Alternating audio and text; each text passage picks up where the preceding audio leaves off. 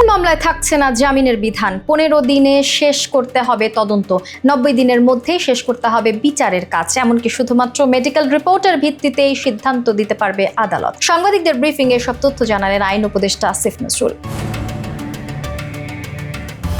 মাগুরায় 8 বছরের শিশুকে ধর্ষণের ঘটনায় উত্তাল সারা দেশ। প্রতিদিনই সামনে আসছে ডজন ডজন ধর্ষণের খবর।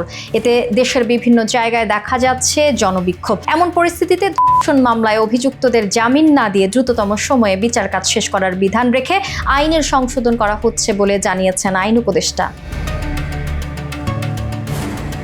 তিনি বলেন, আমরা বেশ কিছু উদ্যোগ নিয়েছি। আমরা মাগুরায় আসিয়ার সঙ্গে ঘটে যাওয়া ঘটনার তীব্র নিন্দা জানাই এবং এই ঘটনার দ্রুত বিচার নিশ্চিত করতে বদ্ধপরিকর। দ্রুত বিচার নিশ্চিত করতে সরকার নারী নির্যাতন আইন পরিবর্তন করছে। মব জাস্টিস এবং মোরাল পুলিশিং এর ঘটনা নিয়েও সরকার পদক্ষেপ গ্রহণ করেছে বলে জানিয়েছেন আসিফ নজরুল। বলেন, দোষীদের গ্রেফতার করা হয়েছে এবং গ্রেফতারের প্রক্রিয়া অব্যাহত রয়েছে। সব ঘটনা সরকারের পর্যবেক্ষণে আছে। আমরা দেশবাসীকে আশ্বস্ত করতে চাই যে কোনো অপরাধী বিচারের বাইরে থাকবে না।